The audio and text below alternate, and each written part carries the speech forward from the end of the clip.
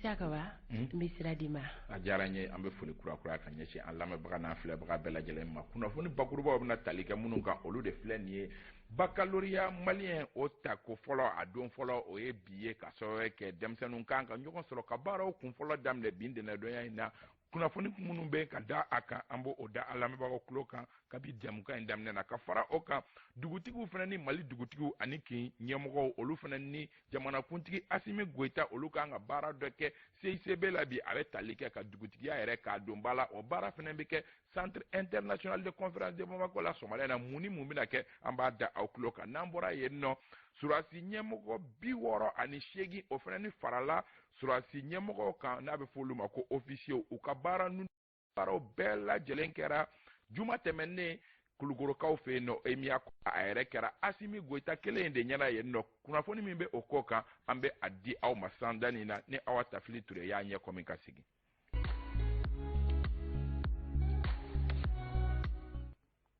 An balimaw an bɛ aw fo ka aw waleɲuman dɔn aw ka danaya la ka ɲɛsin groupe renouveau ka cakɛminɛw ma walasa k'aw kunnafoni an y'a fɔ kunnafoni daminɛ la n ko min ye denmisɛnninw ka kimɛli min ni a bɛ denmisɛnninw yɛrɛ bɔ kalanden denmisɛnniya la hukumu kɔnɔ k'u bila kalanden kɔrɔbaya hukumu kɔnɔ n'a fɔ ma ko baccalauréat o baaraw kɔni bɛ daminɛ Mali fan 14 bɛɛ lajɛlen na bi o baaraw nundon baaraw olu kan ka kɛ minisiri ɲɛmɔgɔw ni maa caman fɛ ngo n'o bɔra la denmisɛnninw n'u ka sɛbɛnfuraw bɛ kari ɲɔgɔn na a yera k'a fɔ ko denmisɛnnin 1000 ni damadɔ ko olu de bɛ ka baara in kɛ ɲina ka fara o kan dɔw fana b'a la minnu ne u bɛ wele ko candidat libre minnu ma sigi kalansow kɔnɔ ka kalan kɛ walima u ma lakodɔn kalansow fɛ ni u bɛna ka n'u garijɛgɛ la olu cɛla fana ni lɔkɔlidenw b'a la minnu yɛrɛ sigira kalansow kɔnɔ ɲinan ta kɔni walasa ka yuruguyurugu o dɔgɔya kosɛbɛ nin baara ninnu na gouvernement kɛrɛnkɛrɛnnenya la minisiriso min n'o ɲɛsinnen bɛ kalanko ma o kɔni ye kangari gɛlɛnw da a y'a yira k'a fɔ ko fɛn o fɛn mansimafɛnw ye o dɔ ye telefɔniw ordinatɛrw ani fɛn wɛrɛw minnu ni fɛn sɛbɛnfuraw bɛ se ka ta u kɔnɔ ko olu tɛ yamaruya ka don sali yɛrɛ kɔnɔna tɛ bilen ka don hali lɔkɔlisow kuruw kɔnɔ ko o tɛ bɛn cogoya si la o bɛ denmisɛnninw bolo cogo min o bɛ kiimɛlikɛlaw yɛrɛ fana bolo ten n'o ye lɔkɔlimɛtiriw ye lɔkɔlimɛtiri minnu n'olu bɛ wele ko surveillant k'a tɛ yamaruya cogoya si la lɔkɔlimɛtiriw ordinatɛr telefɔni wala fɛn wɛrɛ ka kɛ olu bolo wa maa si yamaruyalen tɛ ka don ni saki ye hali examen kɛ kuruw kɔnɔna la o kɔni fɔra k'o bɔ ni mɔgɔ min ni i ka denmisɛnnin ma bɔ fɔlɔ n'o y'a sɔrɔ sakiba b'a kɔ la a bɛ ɲini i fɛ i ka fɛɛrɛ kɛ k'a ka saki to yen nɔ ko minnu yamaruyalen don o ye sɛbɛnfura kunkurunin i bɛ se ka baara kɛ ni min ye i ka carte d'identité ka fara bigi min n'i bɛ baara kɛ n'o ye ko n'olu tɛ cogoya si la foyi tɛ yamaruya ma lɔkɔlimɛtiriw fana bɛ o cogoya la ten tɔ minisiriso ko k'a da mɔgɔw tulo kan ko kiimɛli minnu ni olu tɛmɛna ko maa 13 ɲɔgɔnna ni denmansaw bɛ o la lɔkɔlimɛtiriw b'o la ani lɔkɔlidenw ni bolo dara olu kan ko wa k'olu bɛna bila kiiri tigilamɔgɔw ka bolo kan ka fara kiiri tigilamɔgɔw ka bolo kan lɔkɔlimɛtiri minnu ni lɔkɔli ɲɛmɔgɔ minnu n'olu bɛ ko in na ko olu kɔni automatiquement cogoya si t'a la u ni makama fɛn fɛn makama k'o si tɛ d'u ma wa u tun bɛ baarada min na n'u tun y'o ɲɛmɔgɔ ye k'o tɛ d'u ma bilen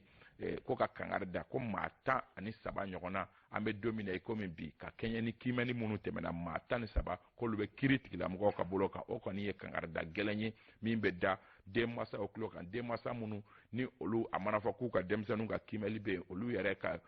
giringajɔ ka ca lɔkɔliso dɔw la ka tɛmɛ denmisɛnninw kan o denmansa caman bɛ yen minnu minɛna waleyaw la ko maa 13 min minɛna ko a maa 7 yɛrɛ de ye denmansa ye o tɛ faamuya cogoya si la o de la kiimɛli min bɛ sen na bi denmansa yɛrɛ ta yɔrɔ tɛ kiimɛlikɛyɔrɔ ye tiɲɛ don i bɛ se ka taa den bila ka hakilisigi kumaw fɔ a ɲɛna k'i kɔ don ka taa nka denmansa ka taa tile bɛɛ ban lɔkɔliso da la ko k'a sɔrɔ kɛ k'i den bɛ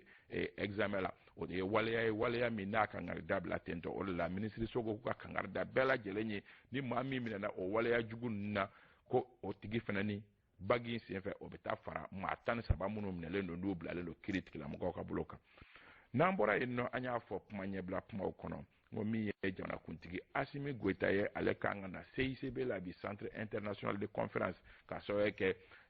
waleyaba dɔ ni o talen don kabi san daminɛ na a yirala k'a fɔ ko san o san novembre kalo tile 11 k'o ye don kɛrɛnkɛrɛnnen ye don kɛrɛnkɛrɛnnen n'a bilalen bɛ an ka laadala ɲɛmɔgɔ ani dugutigiw ma o de hukumu kɔnɔ ka kɔn o baara ɲɛ u tun y'a fɔ k'a fɔ ko baara kologirin dɔw k'olu bɛna kɛ dugutigilakaw ani kinkuntigilakaw ye o baaraw yɛrɛ nun dɔ baaraw o de bɛ daminɛ bi o baara bɛ tali kɛ min ye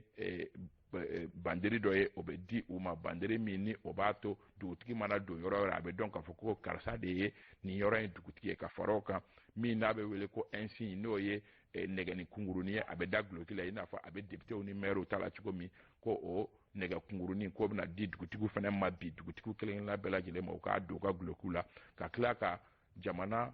jɔnjɔn drapeau di u kelen-kelenna bɛɛ lajɛlen ma kin kelen o kelen dugu kelen o kelen jamana yɛrɛ de bɛna drapeau di dugutigiw ani kinkutigiw ma u bɛ se k'o bila u ka so sanfɛ yɔrɔ jan fɛ maa o maa mana na dugu kɔnɔ i bɛ o drapeau ba ye i b'a dɔn k'a fɔ ko yan de ye dugutigi ka yɔrɔ ye o la ni o baara daminɛna a tɛ yamaruya mɔgɔ si fɛ bilen n'a y'i bɔ dugutigiw fana na walima jamana cakɛyɔrɔ minnu bɛ yen k'a fɔ k'i ka drapeau bɔ k'a jɔ i ka so kɔnɔ k'a jɛɲa o b'a yira k'a fɔ o bɛna kɛ taamasiyɛnba ye a ko hukumu kɔnɔ bonyaba fana bɛna kɛ dugutigi ninnu kelen-kelenna bɛɛ lajɛlen ye ka fara o kan u bɛɛ bɛna enregistrer ka taa ni ka segin bɔ o kumaw la ka sababuya kɛ kin dɔw walima dugu dɔw bɛ yen i bɛ taa sɔrɔ sanni kun fila bɛ yen nɔ karisa de ye dugutigi ye karisa tɛ dugutigi ye o bɛɛ lajɛlen bɛna ban ka dugutigiw enregistrer min ye administration territoriale la k'a lɔ kodɔn k'a fɔ ko karisa de ye dugutigi ye n'o bɔra yen nɔ maa wɛrɛ si tɛ lakodɔn ni o baara ye o kin walima o dugu kɔnɔ a baaraw kɔni ninnu don baara bɛ kɛ sɔgɔmada in na nɛgɛ kanɲɛ 9 wagati centre international de conférence de Bamako la an y'a fɔ an ka kunnafoniw kɔnɔ n ko kɛlɛcɛ min ye 68 ɲɔgɔnna ye kɛlɛcɛ ɲɛmɔgɔw n'a bɛ fɔ olu ma ko officiers olu kɔni ka baara nundon baaraw kɛra k'u bila ka taa faso ka baara la a kɛra juma tɛmɛnen Kulukoro EMIA la EMIA min ni a baara yɛrɛ nundon baara o kɛra colonel Asimi Goita yɛrɛ ɲɛna n'o ye fangacɛ furancɛ fanga ɲɛmaa ye nin ye nin ɲɔgɔnna ta ko 44 de n'a bɛ fɔ a ma ko 44e promotion 44e promotion min ni u yɛrɛ ye u tɔgɔ da min ye surasi ɲɛmɔgɔ dɔ ye minnu ni olu ni tanyana pankurun bin dɔ senfɛ Sevare yan fan fɛ ayiwa nin maa ninnu kɔni u ka bɔli kɛra Asimi Goita ɲɛna min ye juma tɛmɛnen a kɛra jalajɛba senfɛ jalajɛba min ni premier ministre yɛrɛ tun b'a kɛnɛ kan ka fara assemblée o maa ɲɛmaa kan maa ninnu kɔni u bilala ka taa u ka baaraw la nka u bɛɛ lajɛlen tɛ malidenw ye jamana wɛrɛ denw olu bɛ baara in na u maa 68 ɲɔgɔnna olu de farala ni jamana ɲɛmɔgɔ jalatigi ɲɛmɔgɔw kan halisa kunnafoni nasira la Imam Mamu Diko min ni kabi mɛkalo wagati ale dadelen kun don Imam Mamu Diko a ye bɔliba kɛ nin dɔgɔkun in kɔnɔ kɛrɛnkɛrɛnnenya sibiridon bɔli min senfɛ a ye a ka hakilinaw di jamana jɔliko kan a y'a ka hakilinabaw di hakilinaba minnu n'a y'a yira k'a fɔ ko bibi na min kan ka kɛ ko o ye fangacɛ furancɛ fanga a ka lakilen kura ye ko k'a sɔrɔ kɛ k'a bɛ ka taa cogo min ko an caman bɛ yen nɔ k'an tɛ k'an yɛrɛ ye a kɔnɔ ko wa ko baaraw bɛ ka kɛ cogo min k'a bɛ i n'a fɔ an bɛ ka an sigiɲɔgɔn bɛɛ lajɛlen kɛlɛ k'o dun ye waleya min ni o man ɲi an yɛrɛ ma ko an ye bɛɛ kɛlɛ sa ka an sigi k'an bɛna mun kɛ Imam Mamu Diko ka kumaw don kuma minnu ni a y'u fɔ jalajɛ senfɛ jalajɛ min ni o kɛra hukumu kɔnɔ hukumu n'o ye maa minnu n'olu tanyana juillet kalo tile 11 ani tile 12 san 2020 semasi mɔgɔw tun ye wele bila a ma k'a kana baroda sigi kɛ o ko kan o baroda sigi de senfɛ a ye nin kuma ninnu fɔ ko min ye fangacɛ furancɛ fanga ye ale bolo a waɲa man ɲi cogoya si la cogoya ka lajɛ ka fɛn don a baara taabolo la walasa baaraw ka ɲɛ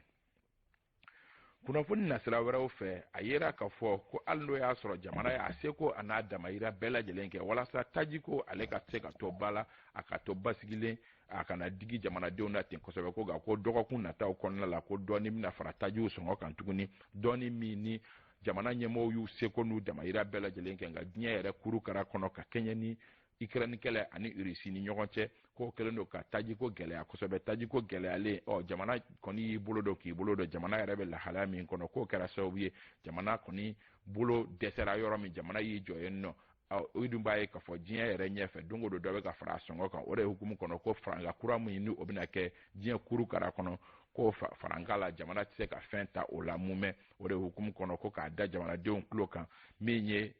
cakɛda in yɛrɛ ɲɛmɔgɔ ye o tun bɛ kunnafonidilaw ɲɛkɔrɔ ale ni min ye jagokɛlaw olu ka maa ɲɛmaaba olu ye kunnafonidibaw kɛ kunnafonidibaw min senfɛ u ma foyi to a ko la o ye nɔgɔ bɛɛ lajɛlen bɔ a la k'a fɔ ko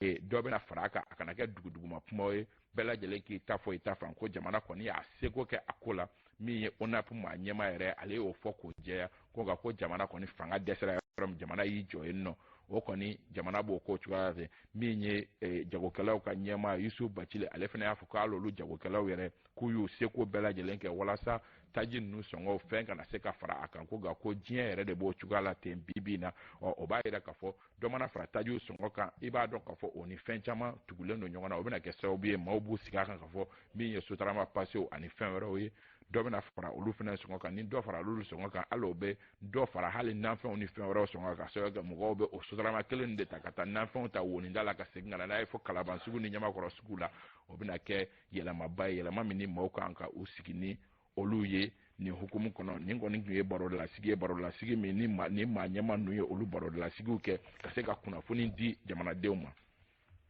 kunnafoni man di maa 6 ni maa 2 ɲɔgɔnna olu de banala maa 6 tanyana maa 2 olu banala wa tiɲɛni a barika bonyana Bamanci wale dɔ senfɛ Bamanci wale min n'a kɛra jumadon zantigila Bamakɔ kɛrɛfɛ yan nɔ yɛrɛ ni autogare min ni o bɛ ɲamana o wulila ka t'i sigi dugu min na a bɛ fɔ yen ne ma ko zantigila ani Bamakɔ cɛ kɔni o tɛ tɛmɛ kilomɛtiri 60 ɲɔgɔnna kan jatigɛ walekɛlaw taara ka taa bi yen kan ka waleya jugu kɛ yen nɔ fo ka maa 6 olu bɔnɛ u ni na Umar Koyita ale tun bɛ kɛnɛ kan a ye min sɔrɔ o filɛ nin ka tɛmɛ ni kunnafoniya waleya minnu sɔrɔla nin yɔrɔ kofɔlen ninnu na ni maa banbagaci ninnu kɔni nana dugujɛ nɛgɛ kaɲɛ fɔlɔ waatiw de la ni u tun bɛ bolimafɛn sen 2 la wa marifa girimanw tun b'u bolo walasa ka se ka n'u ɲɛsin zantigila poste de contrôle kɔni ma ni waleya ninnu kɔni tɛmɛnen kɔfɛ a yirala k'a fɔ mɔgɔ 6 olu de bɔnɛna u ni na mɔgɔ 2 olu banana wa minɛn caman olu fana tiɲɛna tiɲɛni bonya maa 6 de tora yan maa 6 de tora gendarme 2 polisi 1 ani civil 3 ani mɔgɔ 2 fana banana n ko kuma fɔlɔ ye ka na président de la transition premier ministre chef du gouvernement bɛɛ tɔgɔ la ka na fɔ mɔgɔ minnu banna Ala ka hinɛw la ni bɛngɛnna wale min kɔni talen filɛ ka nin poste in sɛgɛrɛ ni kilomɛtiri damadɔ de bɛ ani Bamakɔ cɛ a kɔni bɛ maa siran waati tɛmɛnen ninnu kɔnɔ ala ma mɛn fɛn min kucala poste de contrôle ye san ani bugu bɛngɛnna wale kɔni taara ka olu bɛɛ sɛgɛrɛ maa banbagaciw fɛ minnu ko ma dɔn wa kɛra sababu ye ka maa dɔw bɔnɛ u ni na fɛn min minisiri min bɛ ni ale ɲɛsin bɛ lakana koɲɛw ma a kɔni y'a jira k'a fɔ ko furancɛla fanga maa ɲɛmaw olu ka cɛsiri bɛnnen don lakana o bɛ se ka sabati cogo min na wa nin waleya jugu ninnu ɲɔgɔnna wɛrɛw kana se ka kɛ bilen nin poste a tɛna wuli n'a bɛ jugu kɔnɔ k'a bɛ wuli a tɛna wuli n'a wuli o de ka d'u ye u sago bɛ kɛ sira kan an b'a renforcer u b'a dɔn k'a fɔ an y'a renforcer u b'a dɔn k'a fɔ n'u nana siɲɛ wɛrɛ u bɛna min sɔrɔ ɲɛ u b'a dɔn k'a fɔ fana bɛɛ ye a kɛra nin yɔrɔ ye a kɛra yɔrɔ wɛrɛ ye n'o ye poste de contrôle ye an ka to k'an hakili to an yɛrɛ la parce que bi na ninnu jugu tɛ polisi ye u jugu tɛ gendarme ye u jugu tɛ douane u jugu ye fini donna de ye u t'a bɔ ɲɔgɔn na dɛ n'u ye fini donna o de ye jugu fɔlɔ ye an bɛ hakila jigi kɛ k'a fɔ nin poste de contrôle min kɔni filɛ nin ye ale kun ɲamana de ye san 2016 waatiw ka tɛmɛ ni jamana ɲamakɔrɔ Ibrahim Boubacar Keita ka laɲini ye a taara ka taa sigi zan da yen nɔ ka zolen daw senfɛ u bɛ jatigɛ walew ta ka maaw sɛgɛrɛ amaw ni l'armée bɛ kari ɲɔgɔn na Bakari Sidibe que Vision Future Éducation s'est donc donné cette mission de travailler dans cette qualité pour que vous, les enseignants sortis de notre centre, soient capables d'améliorer, voire même de moderniser l'éducation au niveau du territoire. Maintenant, le défi reste encore très grand. Quant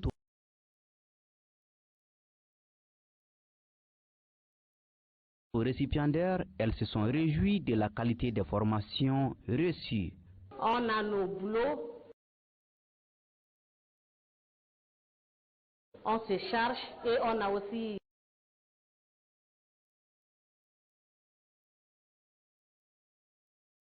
l'efficacité du travail dans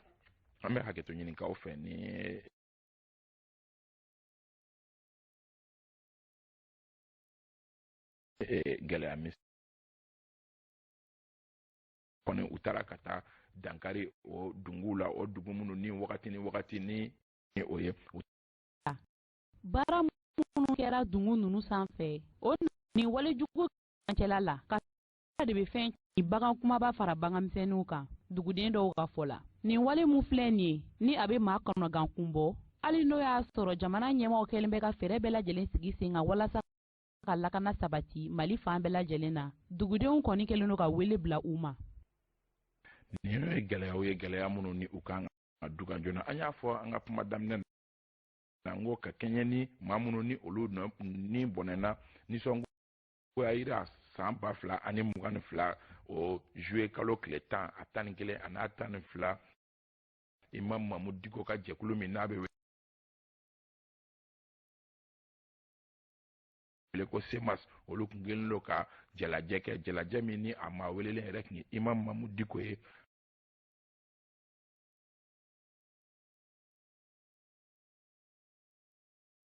A kɛnɛ kan a ye babu damadɔ minnu fɔ an ka maaw sera k'u tigɛ d'a kan Lassine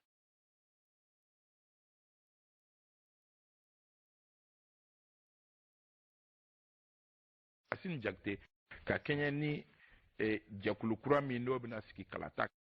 gɛlɛyaw bɛ a ko la an ka kunnafoni ɲininaw Amadu Jara ale wulila ka a ko ɲɛɲini gɛlɛya minnu b'a la ani parti politique hakilina ye min ye a kan an ka Amadu Jara lamɛn. N'a yɛrɛ hakilina bɔra Mouvement Patriotique pour la Justice MPJ faso yelen au bureau de coordination. Nous sommes dans un contexte aujourd'hui où il n'y a pas d'opposition, où il n'y a pas de majorité. Alors, nous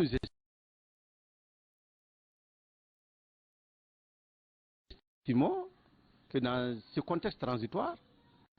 il faut trouver un mécanisme de choix propre en bas donc à fort au secteur parti politique ou Mali parti politique Jorofa. Mais notez, ni boro kono kata parti ou ta parti mi ma deli kata kalata la.